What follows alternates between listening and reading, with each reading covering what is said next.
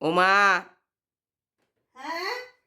তুমি আমার জন্য পনিরের সমোসা করতে পারবে? আচ্ছা ঠিক আছে, হ্যাঁ। আমি ময়দাটা আগে মেখেই রেখেছি। এর মধ্যে আমি সাদা তেল একটু আর একটু নুন দিয়ে ভালো করে মেখে রেখেছি। এবার আমি সিঙ্গাড়ার পুরটা বানাবো। আমি গ্যাসটা জ্বালিয়ে নিই। এবার আমি কড়াইটা চাপিয়ে দিলাম। কড়াইয়ে একটু সাদা তেল দিয়ে দিলাম, অল্প করে একটু সাদা তেল দিয়ে দিলাম।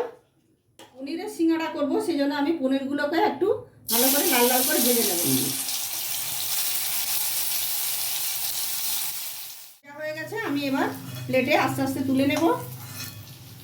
পনিরগুলোকে আমি আস্তে আস্তে এবার প্লেটে তুলে নিলাম। কড়াইয়ে আমি একটু সাদা জিরে দিয়ে দিলাম। আমি এর মধ্যে আদা বাটা, পেঁয়াজ বাটা, রসুন বাটা আছে, আমি এটা এবার কড়াইয়ে দিয়ে দিলাম। ভালো করে ভেজে নেবো। এবার এটাকে ভালো করে ভেজে নেব। ভেজে নিয়ে আমি সব সবজিগুলো এবার দেবো। এবার আমি পরিমাণ মতো নুন আর এই মিষ্টি দিয়ে নেব। পরিমাণ মতো দিয়ে নিলাম নুন মিষ্টি। এবার আমি একে একে সব ভেজিটেবলসগুলো দিয়ে দেবো। এবার আমি ভেজিটেবলসগুলো দিচ্ছি।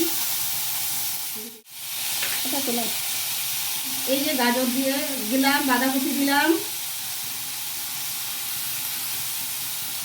আর একটু গুঁড়ো দিয়ে দেবো, দিয়ে নিলাম।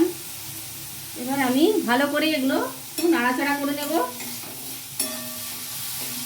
ভালো করে ভেজে নেব এগুলোকে। এর মধ্যে জল দিয়ে নেব যাতে ভালো করে সেদ্ধ হয়ে যায়। আর এবার আমি পনিরগুলোকে একটু ভেঙে ভেঙে এর মধ্যে মিশিয়ে দেব।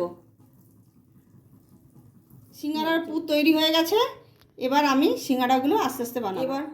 এবার আমি এখান থেকে ছোট ছোট লেচি কেটে এবার সিঙ্গাড়া করার জন্য বেলে নেব।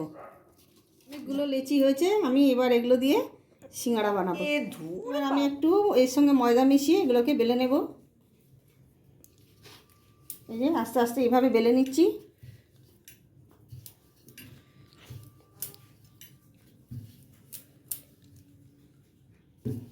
এর মধ্যে পুর ভরে দেবো। এবার এইভাবে পুর ভরে দেবো। পুর ভরে দিয়ে আমি এবার আস্তে আস্তে এইভাবে ফোল্ড করে নেব। এইভাবে ফোল্ড করে নেব। এবার আমি এগুলো এইভাবে মুড়ে নেব। আস্তে আস্তে এই মুখটা একটু মুড়ে নেব এইভাবে, যাতে পুরটা না বেরিয়ে যায়। তৈরি হয়ে গেছে হেলদি, বানানো হয়ে গেছে। এবার আমি এগুলোকে কড়াইয়ে ভেজে নেব, লাল লাল করে ভেজে নেব। আমি কড়াইয়ে সিঙ্গাড়াগুলো দিয়ে ভেজে নিচ্ছি আস্তে আস্তে। লাল লাল ভাজা হয়ে গেলে আমি এগুলোকে তুলে নেব। সিঙ্গাড়াগুলো লাল লাল ভাজা হয়ে গেছে। এবার আমি এই প্লেটে আস্তে আস্তে তুলে নেব।